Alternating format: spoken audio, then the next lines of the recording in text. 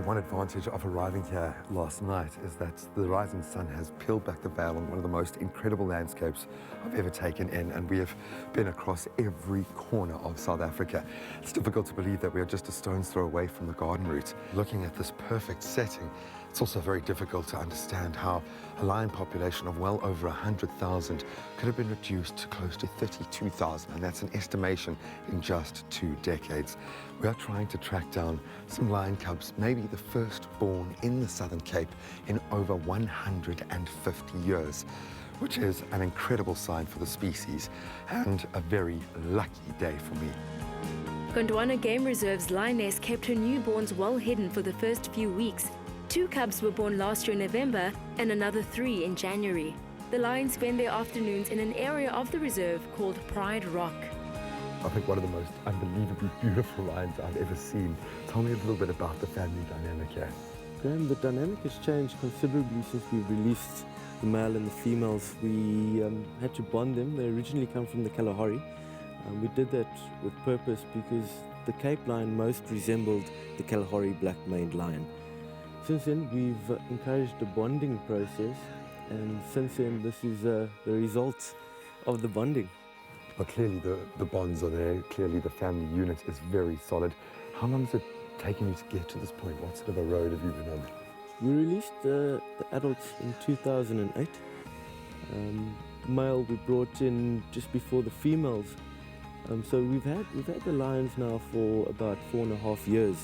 And originally there was no breeding going on, and only last year, 2012, did the first 2 cubs, Ringo and Star, the 2 males, the ones that seem a bit bloated there from the kill that they made last night. They came in first, and then early in this year, January 2013, we had another 3 what seems to be possibly female cubs that were born. The reproduction of this species is reassuring. It indicates that the lions have settled in well. Growing the biodiversity of the reserve is central to Gondwana's wildlife management plan.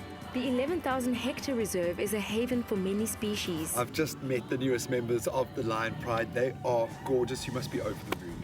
Yeah, we are. I mean, it really is a milestone for us and for the game reserve that we now can sustain a growing lion population. It's been sort of 7 years in the making, and you know, when we initially came and looked at this land and looked at establishing it into a game reserve, you know, we had to look at lots of different factors. You know, what's the carrying capacity, what's the rainfall like? I was more looking at the views and the fynbos, but you know, all of those played a big role in establishing this into a place that people want to come and experience nature in.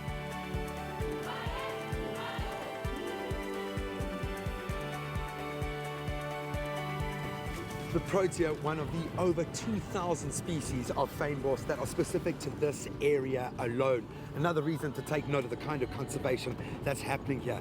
And as you can see, it goes on for miles. Smaller wonders like the Cape sugarbird and orange-breasted sunbird can also be seen on the reserve.